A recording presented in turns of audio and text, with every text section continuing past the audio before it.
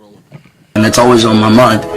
I've really stopped looking for someone, unfortunately, because currently where my mind is, it's just like, I don't want to say I've given up, but I've just seen everybody make me promises and make me promises on promises and never really fulfilled. Like, I was always looking for a caretaker, looking for someone that would protect me, take initiative for me, and just be the greatest person they could for me. And that may be selfish, I don't know, but that's just me being honest. And worst thing comes to worst, I fucking die a tragic death or some shit, and I'm not able to see out my dreams. I at least want to know that the kids perceived my message and were able to make something of themselves and able to take my message and use it and turn it into something positive and to at least have a good life. I at least, if I'm gonna die or ever be a sacrifice, I want to make sure that my life made at least 5 million kids happy, or they found some sort of answers or resolve in my life, regardless of the negative around my name, regardless.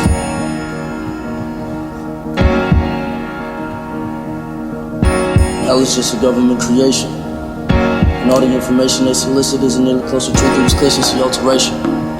The books that children study when they said Columbus discovered America. Oh, the ultimatum. I'm telling you the truth, but oh well, I'm already in hell. I'm tired of having patience. This woman saw my soul and said some shit about the prophets. Jesus wasn't white nor black, I cannot prove somewhat the hell in one hell of a prophet to understand what J.K. talking about false prophets. Mention how the world's changing and the end codes, fucking entertainers playing by the rules. Sucking government dick with stick to stay cool. And as we discuss about all of you motherfuckers take Mic check, mic check, mic check, mic check. Let this rock for a minute. Spend it on the have-nots. Hell is just a government creation. We make it. Sometimes you gotta let songs rock that's still very much relevant 50 years later. We gonna have a good show today, but we gonna start this on a real serious note, just cause shit need to be said. This ain't living, this ain't living. No, no, baby, this ain't living. No.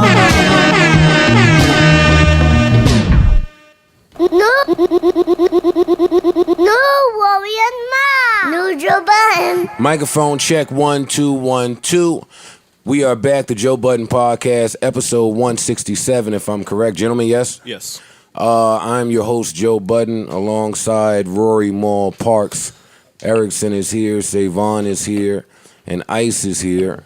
And I want to start this with a quick moment of silence for XXXTentacion and Jimmy Wapo out of Pittsburgh.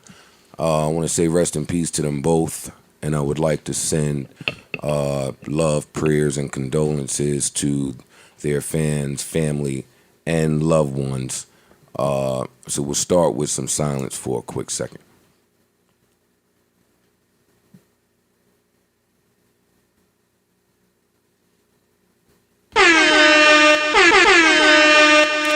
Okay, unfortunate we have to start this way, but we do. And a busy week in hip hop. Pardon my voice. I just was awoken from a nap. So I was trying to be well rested here. So if you have not heard, XXXTentacion was murdered in Florida, exiting a bicycle shop, a motorcycle shop. He was shot in his vehicle, from what I read, as ongoers and passerbyers recorded his lifeless body with their phones. And as soon as I saw that video, I said, he's gone. he's there's just not a doctor there to confirm it, but that doesn't look too good. And then shortly after, the Jimmy Wapo news broke. And I'll be honest, I can't remember a day where two rappers were murdered on the same day. And a lot about this XXX shit is bothersome.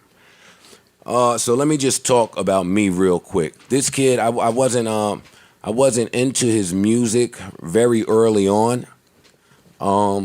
But I was working on a show with Akademiks, and Akademiks was big on this kid's music, and Akademiks spoke highly of this kid. So I started to watch the kid because he was a mental health advocate. Yeah. So I was into him before I was into his music, because some people use mental health to exploit it.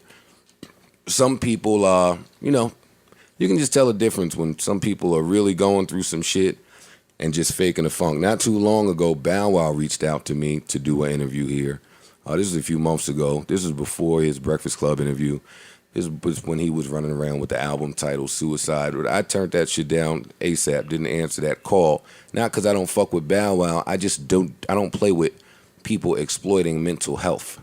Not to say that Bow Wow wasn't going through shit, but I didn't believe it. This kid was a little different. As someone who has gone through some of that stuff and still does, you looked at this kid, and for me, I immediately said, "Oh, he'll end it. He'll do it." And I started to speak to Ak in a different manner regarding this young man. So when his album came out, I bought it. And to my surprise, it was really good. He was diverse. He was doing a lot more than just rapping. And all of the content was pretty heavy and pretty serious. And even after all of the fuck shit that this kid did, his album came out and he sold a lot of records. A lot of records. Which, shit, I was on vacation at the time with my girl, and her and I was both on the balcony crying, listening to this album, because we both are into that mental health shit like that. She's lost somebody. I've gone through it. So for this young kid to be reaching an audience, like, I was happy. I was proud that there was somebody talking that shit to the young kids. I mean, I'll be honest. That's how I felt about it. And I've had pretty harsh words for the young man. And I will say, and I've had a few conversations with him. I've spoken to him on FaceTime. To me, it seemed as though he was trying to live differently. It seemed as though he was trying to make some changes. It seemed as though he was, like, sincerely apologetic for some shit that he did. And I can't speak on everything that he did. I can't speak to... You know what I will speak to? This is what I will speak to. Let me get off of XXX for 2 seconds and just talk about, like, some life shit. Please, y'all feel free to jump in here. I'm just gonna kind of ramble because I have a lot to say about the topic. Well, don't jump in here because I'm about to kill Peter Rosenberg. So yesterday I'm driving, and I had already heard the news, and I was really fucked up. I cried all day yesterday. I even didn't really know how to start this podcast because I didn't know if I could talk about this without crying a whole lot. So I'm in my car bawling in fucking tears, right? And I'm listening to talk radio. And it's fucking Peter Rosenberg, 98.7. Him, Michael K., Don LaGreca. And he interrupts this bullshit Yankee talk they're having to say, hey, I know this is not a hip-hop show, and I know we don't cover hip-hop, but I'm in hip-hop. So I must report to you guys that XXXTentacion has passed away. And then his two white co-hosts say, well, who was that? And the first thing out your mouth is, well, he was no angel? That's what he said? Yes. That was the first thing out his mouth. Well, he was no angel. I took a lot of offense to that, Peter Rosenberg. I was going to come in here and really tear you a new asshole, but that's not what's needed right now. So let me tell you why I take offense to that. And, you know, but before I even get into that, I went, because I was crying when I heard you say that dumb shit, and I was mad. And then I got home, and I saw a whole lot of people echoing that sentiment.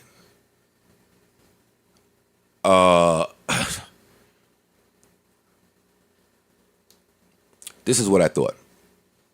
What I thought about it was this.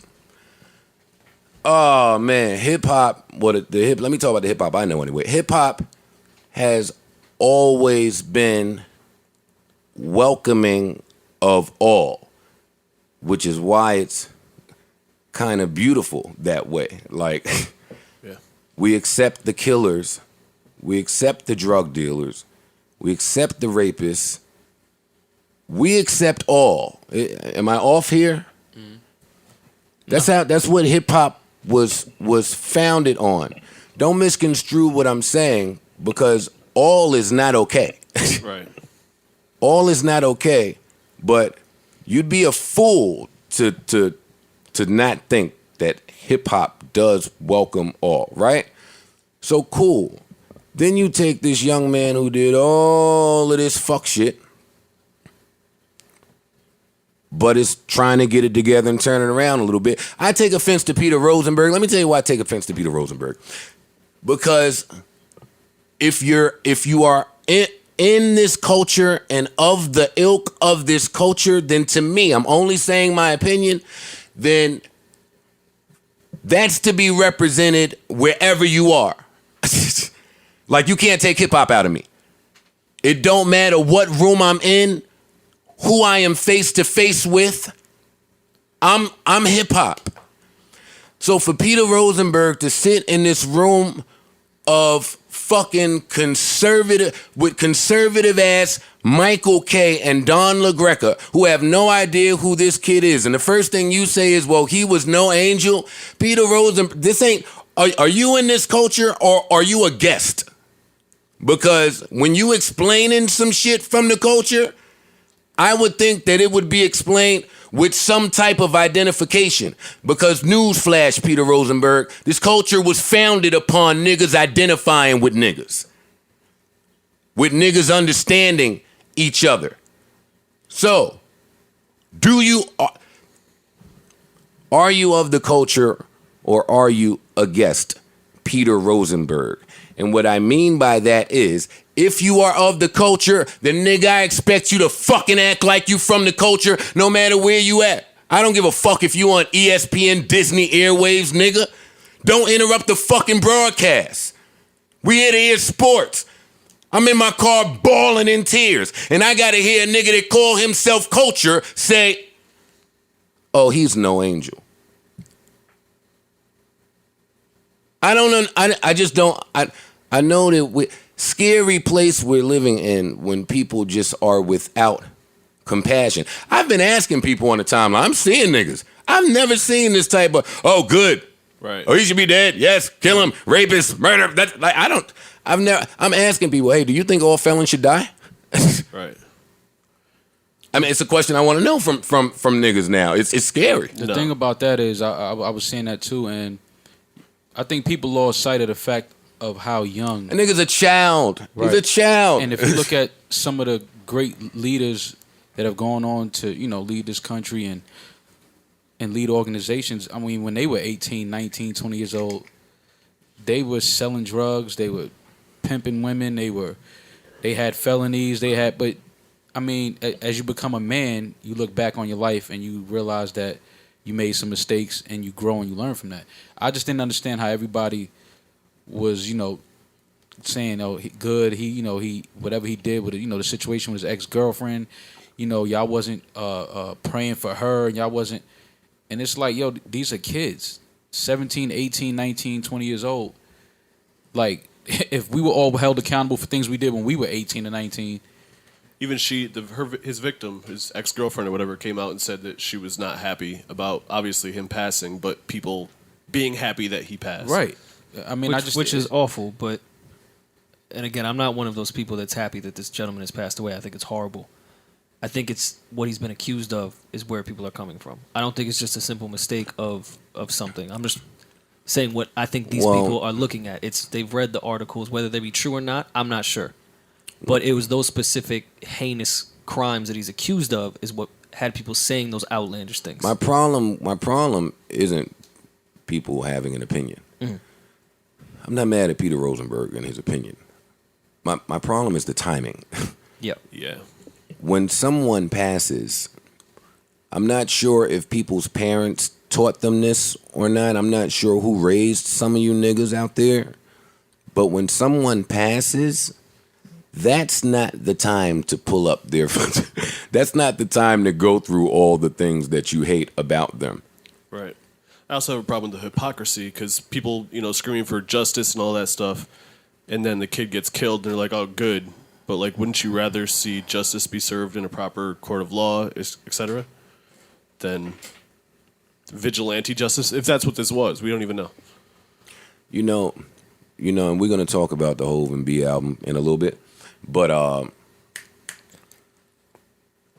I can't stop playing that verse on Hov's album, the Hov and B album, in regards to this, where he's basically talking about what I've been saying for a little while here, but niggas have paid me no mind when the Drake shit came out, the whatever, and I was saying that how the black man, I forgot what I was saying about the black man. I had a point. But the whole verse is about the black man needing a certain type of love and affection from woman or from just period because of how America treats you when you walk out the door. Do y'all know that verse? It was a great verse. Yeah, it was on. I'll play the verse if y'all don't know the verse. It was on the 714 shit. Do I need to play it? 717. I'm sorry. No, it wasn't. Yeah, it was the last verse when the beat switched. Oh yeah. Which kind of leads to my second point. When you're saying all of these things about you hating XXX and you hate and good he's dead, blah, blah, blah, blah, that is exactly what births right. the gentlemen that behave like XXX allegedly did. you letting people play judge, jury, and executioner at one shot, without information. We don't know. These things he allegedly did and all, but he just kill him. We don't even know what the circumstances was, who killed him, any of that. Right. And everybody's just, he did this, so good for him. Well, all right, I'm off of that. I don't give a fuck about that particular part because details have not emerged yet. But what I will say is, all right, so we've seen it now with Chinks, we've seen it with Stacks, we've seen it with Stack Bundle, we've seen it with XXX now, and man, I'm getting real tired of the story of rappers feeling attached to their hoods. I get it. I understand. Trust me, I do. But that's got to stop. That just has to. You have to be aware of. Well, how can I say that they're not aware? That's where they're from. Right. He was in the hood. I spoke to Stack. You grow up and feel attached to. It's where all your friends and family in your life is. They think they all friends. That's part of the that problem. as well. Like 50 said, fuck the hood. And I'm not trying to shit on the hood, but that's exactly the goal should be to get out the hood. Not make it and stay and hang around the hood. The hood don't want you to leave. So once you make it, it's time to get out. Get the family out. You don't have to shit on the hood to do it, but you stay there, the hood will eat you alive. Why, thank you, Ice. I didn't even know Ice had a mic. We'll get to that in a minute when this is not so serious. Back to thoughts on XXX real quick. We're not gonna spend the whole podcast talking about this. Just a few quick thoughts. Niggas, you young rappers, those streets are not yours. Those blocks are not yours. Those hoods are not yours. You have to understand how they work. And what I mean by that is, let's talk geography. Let's have like, and I'm horrible at geography. I am really, really, really bad at geography. But in my dropping out of school and traveling and picking up my own information, I learned a little bit about geography and how the world is set up, or at least America is set up. So there are certain places, young men, that just are not for us. They are not set up for us. They're not set up for us to win. They are there solely for us to fail, or they're there solely for us to kill and murder each other. Am I off here? No, you're right. That's unfortunately I had to find that out like the hard way. So when you start making a little bit of money and you start becoming and you start having a little bit to lose, right? You just got to be a lot more responsible. I get it. We grew up in these neighborhoods, so we want to go, we want to help, we want to take people with us. The best way to help is probably to stay alive. The best way to help is probably to stay alive. And normally you could just look around some of these neighborhoods.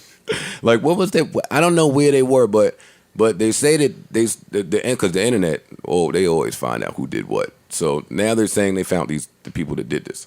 That's what the internet is saying. Mm-hmm. Police haven't said that. No one else has said that. The police are watching the internet, guys. Oh, for sure. Not speaking to y'all. I'm speaking to the listeners. Oh, the police are watching the internet. Yeah. I'm real tired of seeing the streets on the internet, and I'm real tired of seeing the internet on the streets. Right. Anytime I see either of the two, it looks really, really funny, and it's really, really annoying. Well, I'll be honest with you. I was a little disgusted at some of the media outlets and people that were saying rest in peace. And to the people that think I'm talking about Akademiks, I am, but not just him. I'm talking about him too. A lot of these outlets have shown that the only way to get out there is to do fuck shit, because we'll cover it. We all knew about Tentacion's fuck shit before his music. The masses, at least. Yeah. Including myself.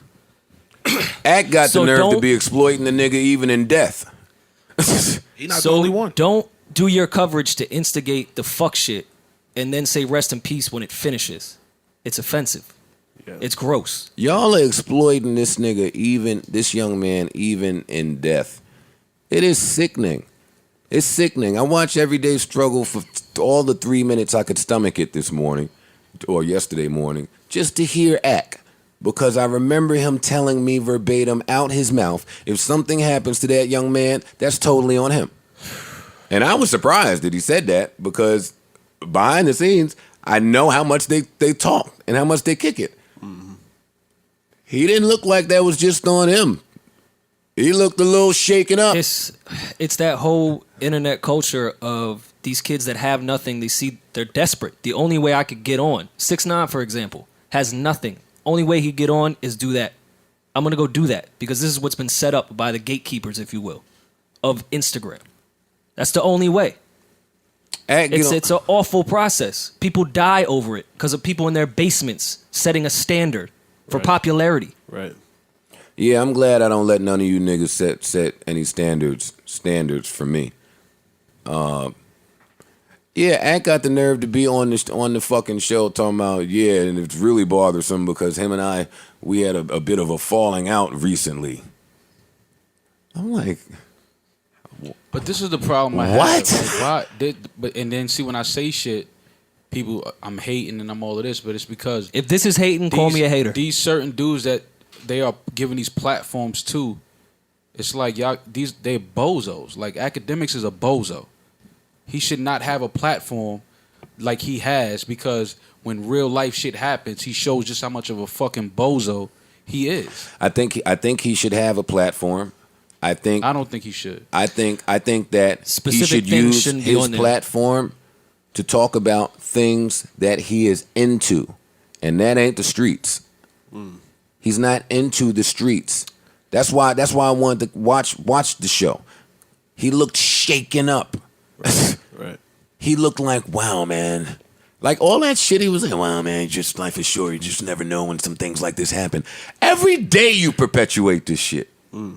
But this is what I'm saying. Every single, and I'm not mad at no nigga that's with the shits perpetuating something.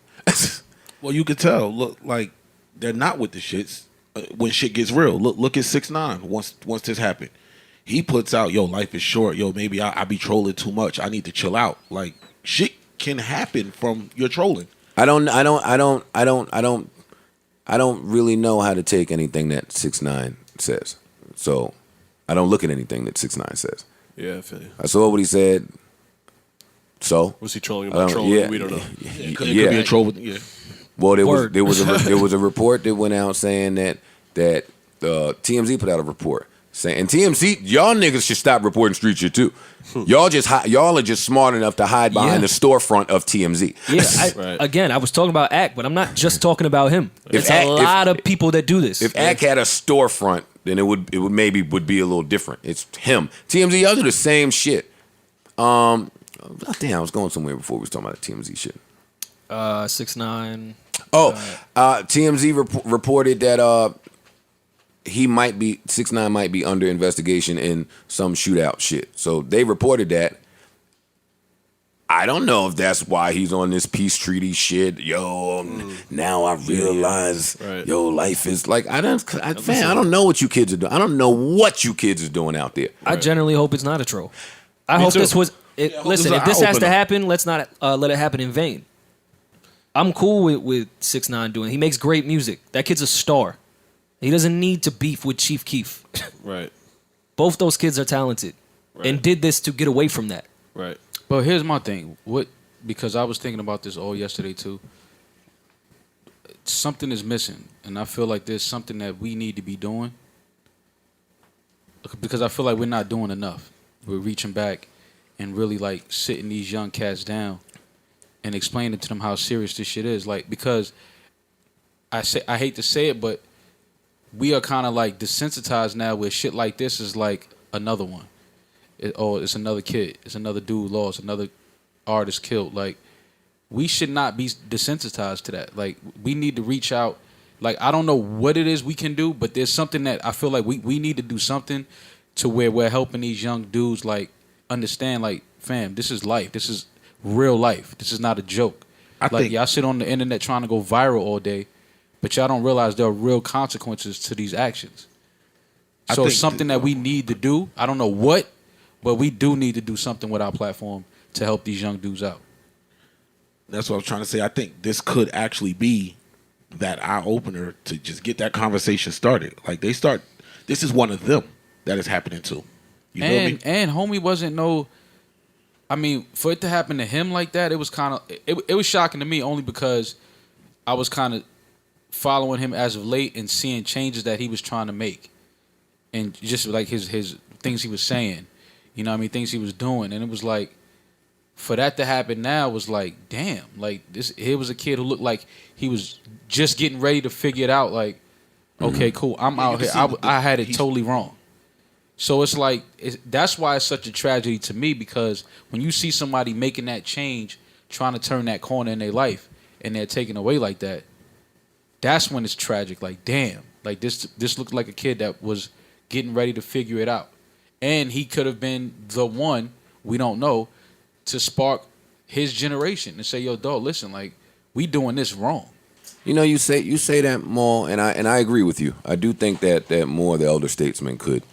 There's something that could be done. But, you know, when the news broke, I was with Styles P, who shout out to Styles P and his wife. I visited the Juice Bar in Brooklyn. We'll talk about that soon. But I was with him, and he's one of the older niggas that is always talking that shit to the youth. Is always about bridging the gap.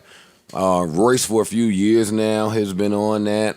I won't say me. Cole, I could say me. I mean, it's a few. There are a few people there are a few older people that have been trying to ingratiate themselves with the younger crowd. But I mean, I guess the question is, what can you do if niggas just don't really give a fuck?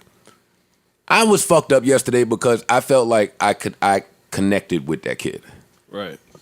I felt like I did actually get something that I said got through, and that's just how I felt. So, yeah, I was fucked up. I was fucked up about it, and this is 30 minutes now. I said I wasn't gonna get into this, but I was fucked up about it because, and of course more will be revealed, but like it just seemed so random. That was my point earlier about geography. That was my point. I'm like a slave to my house almost. Y'all know that, right? Right. And it's not because I don't enjoy going out. I'll be honest with you guys. It's because I'm entirely too paranoid. I'm way too paranoid to be outside. The way that my brain works, it's not really fun. So especially in a million times Rory asked me to go to Duce Palooza. And I'm not going. Not because I don't enjoy Rory and his friends and Duce Palooza. I know me around drunk niggas. Right. It can end bad. I've been in situations where it's almost ended bad. But you just can't. You just got to be careful when you are around people that do not value life the way that you do. That was my point in bringing up. It's the same as real estate. I don't give a fuck how big and nice your house is. Know what determines the value of it? The fucking surrounding houses. Mm-hmm. It is the same exact thing. So when I saw that timeline that somebody on the internet put together, and I'm sorry, listeners, I'm a little more awake now, you can hear. When I saw the timeline that they put together of the alleged murderers 5 minutes down the street, eating a pizza, pictures of the red mask and all of this shit, I'm like, really? Like a nigga can't even go buy a bike in his hood? That tells me get out the hood. They killed me for leaving the hood early, but I left. I was getting the fuck out of Dodge. It took niggas trying to kill me only 7 times for me to say, all right, no more. That's my point about niggas. Like, 7 times for me. I was one of the lucky ones. Like, That's very lucky. Guns jammed at my head. Everybody is not always that lucky. When I think about this XXX kid, I got to think about what would have been said about me if I'd have got clapped last decade. Oh, man, my story wasn't finished. Right. I don't think that young man's story was finished, but he's in a better place, and your message was heard loud and clear. X, I'll say that. And we'll leave it there. We'll leave it. Y'all got any more to say on this particular topic? I mean, just prayers and condolences to his family, his sure. fans, his friends. Stop posting that video. That's Word. fucked up. His fans got to be going through it. Yeah.